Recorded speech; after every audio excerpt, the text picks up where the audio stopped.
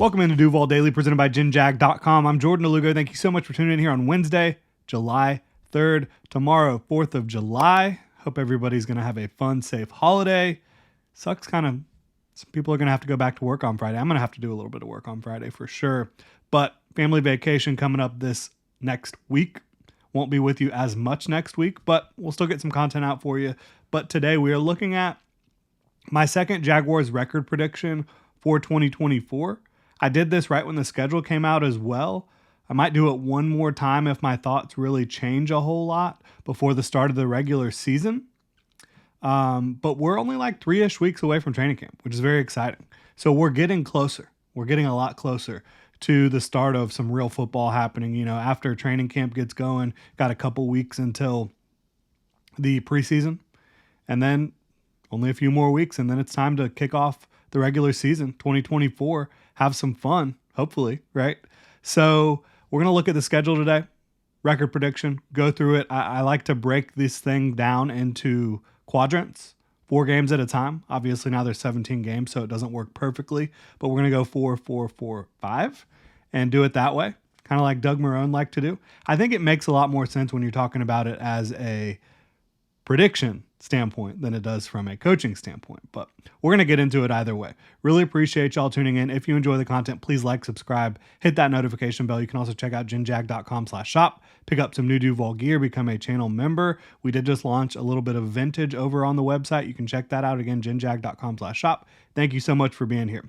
So for me, this is a team with playoff talent. We've talked about it a lot. They've got the quarterback. They've got the head coach. They now have the defensive coordinator as well with a proven track record of coaching at an extremely high level. The questions really are for me, can they become more efficient in the red zone on offense and on third down?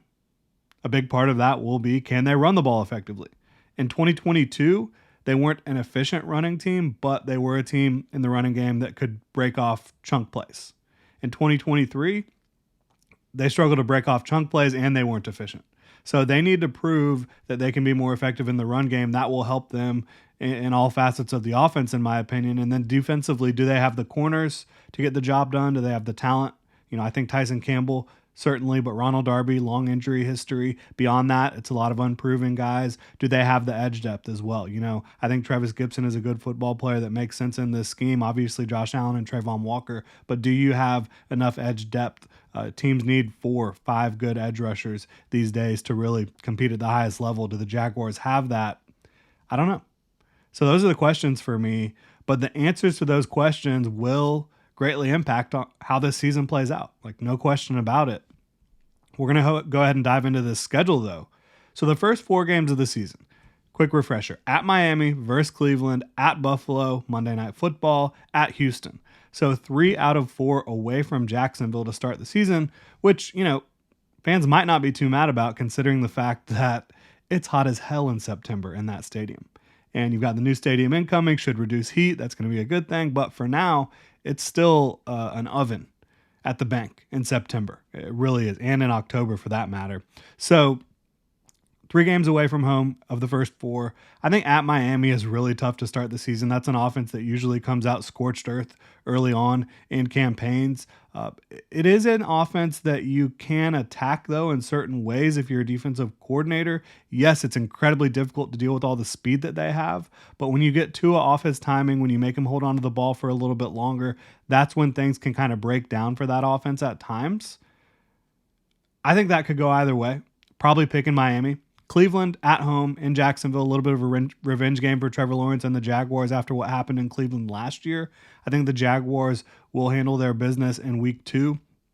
At Buffalo, Monday Night Football, and at Houston, I think they'll split. I'm not sure which game they'll win of those 2, but I think they'll probably split. I would probably go at Buffalo just because the Bills have a ton of new pieces and, you know, they're going to be relying on players that weren't there last year in a lot of regards. Yes, they still have some holdovers at the receiver position, offensive line. Josh Allen is still there. Josh Allen and Joe Brady have a great connection, chemistry, offensive coordinator and quarterback. But I think the Jaguars probably take it against the Bills in Buffalo and then probably lose at Houston. So I have them going 2-2 in the first 4. That has not changed. The next 4 versus Indy, then Chicago and New England and London, then versus Green Bay. So I've got them going 3-1 in this stretch. It's pretty straightforward.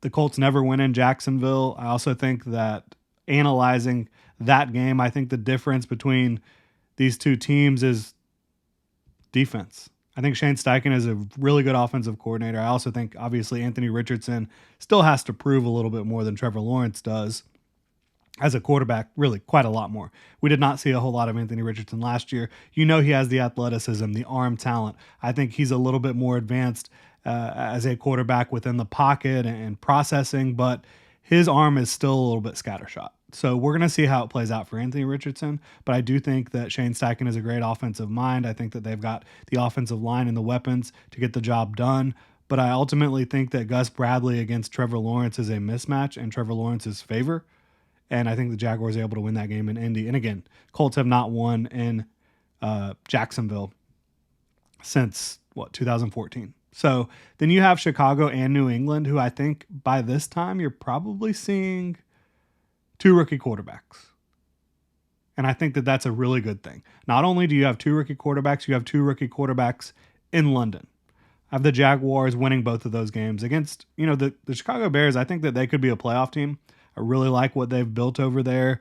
The offensive skill talent, especially at receiver, unbelievable. Caleb Williams coming in there. You've got a defensive-minded head coach and a pretty talented defense overall. I think the Jags can get the job done against Caleb Williams in his first game in London of his career. Then against New England, I think that they did some good things receiver-wise this offseason. You added Drake May to the offense, obviously, with your first pick. You still have a really, really good defense, in my opinion. It'll be interesting to see if the defense is as good without Bill Belichick running things over there, but I still think that it's going to be a defense that works pretty well, keeps them competitive. But again, Drake May, first game in London, I think that the Jaguars will be able to handle business. I think that Ryan Nielsen is going to have a really good plan to attack these rookie quarterbacks. I really do. Then versus Green Bay, back in Jacksonville, coming back from a 2-game road trip in London, right? I think that the Jaguars probably fall to the Packers. I really do. Just because, again, you played 2 games in London, back-to-back. You come back home. Green Bay, a really good football team. I think that they're a contender in the NFC, one of the top teams in that conference. I think Jordan Love, all the receiving talent, running back room, talk about adding Josh Jacobs. Hate seeing Aaron Jones go, but you add Josh Jacobs, you also get your running back out of USC in the draft who's super explosive. I think that Packers are probably going to win that football game. Would it shock me if the Jaguars win? No. They've also got, the Packers. They changed it up on the defensive side of the ball. New defensive coordinator comes over from Boston College, has experience as a game plan defensive coordinator, will run more man, will blitz more. I think that they have a lot of good personnel on the defense side of the ball. So I'm taking the Packers. Jaguars go 3-1 during that stretch, so they get to 5-3. Not bad. Not bad about halfway through it. Next 4. I think this is by far the toughest stretch of the season. At Philly, Sunday Night Football versus Minnesota. At Detroit versus Houston. So they could easily go 1-3 during this stretch. But I have more confidence in this football team than that. Unless, the I word pops up in a big way again. But at Philly, Sunday Night Football, Doug Peterson goes back to Philly for the second time as the Jaguars coach. It got off to a great start last time in Philly, but then the rain kind of just, did not agree with Trevor Lawrence. We'll say it that way. Versus Minnesota, another rookie quarterback potentially. If it's not a rookie quarterback, it's Sam Darnold. I like a lot of the pieces Minnesota has. I think they have a great wide receiver duo. TJ Hawkinson, don't know if he'll be healthy. They added Aaron Jones to the backfield. They have a pretty good offensive line. Interior is a little bit suspect, but overall it's a pretty good offensive line, especially at tackle. And then defensively, they've added some talent. Dallas Turner and Brian Flores just is so tricky to play against. He's a really unbelievably smart defensive coordinator, knows when to pull the right levers at the right time. And he'll blitz the crap out of you. He'll also drop 8 more than anyone in the league. It's probably going to look different this year than it did last year. So it's going to be interesting. But I think in Jacksonville against a potentially rookie quarterback or Sam Darnold, I think you're going to win that football game. At Detroit versus Houston, I think you split. split. Well, I'll say this. I think at Philly, at Detroit versus Houston, I think you go, 1-2 out of those 3 games. I do. I think you're able to win one of those. So that's 2-2. Again, you could easily just say on paper they'll go 1-3 during that stretch, but I think that they'll go 2-2, beating Minnesota and beating one of those other teams. So you're sitting at 7-5, certainly in contention. The next 5 games are going to be huge for the Jaguars. It's the way it goes every year.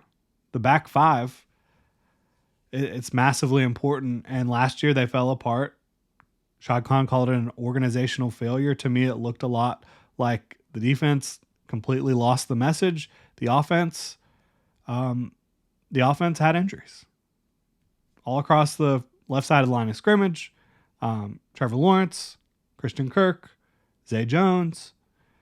It's tough to operate that way. Next 5, at Tennessee, at home against the Jets. Then you go out to Vegas to take on the Raiders.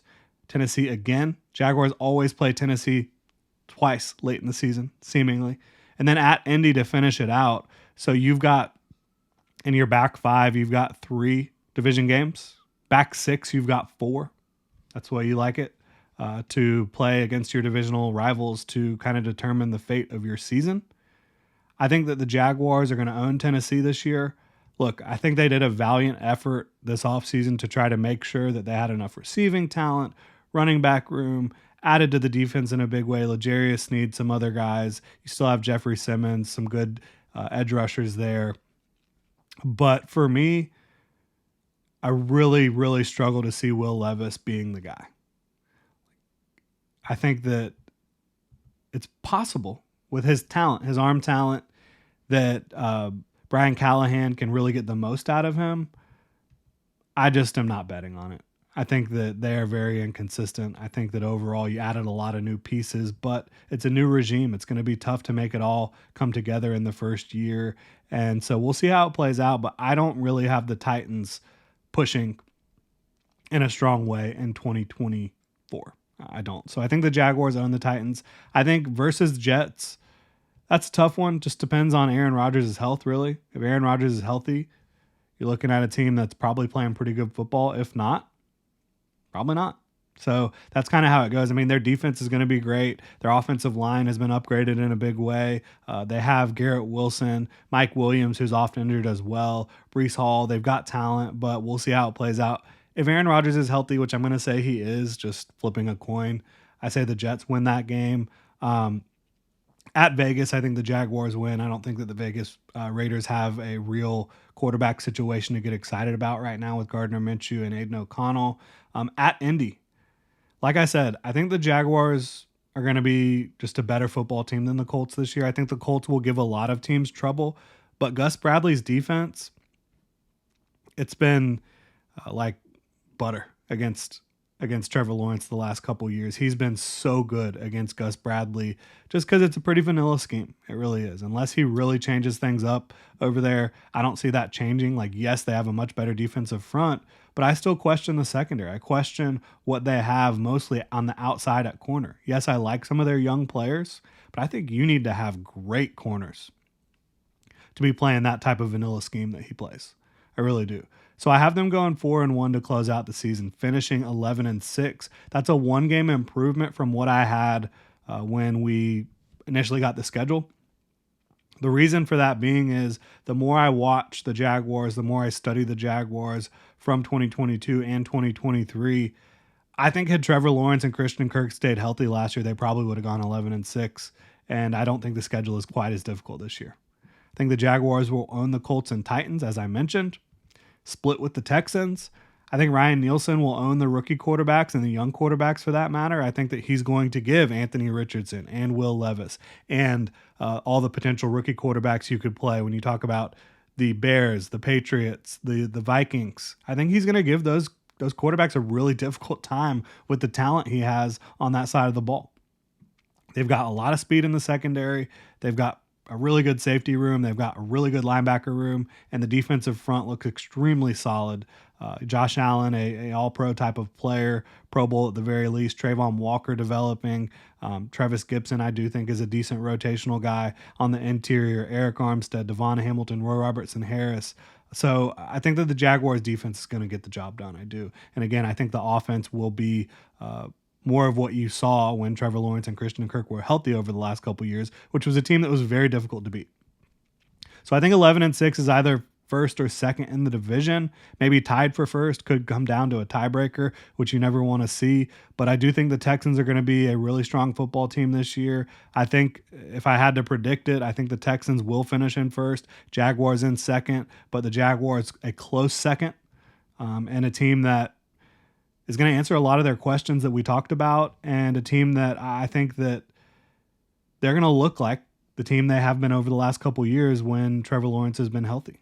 And the real question is whether or not they can win a few games in the playoffs, not whether they'll make it. I think they are a playoff team in 2024. I really do. Would love to know what you guys think in the comment section below.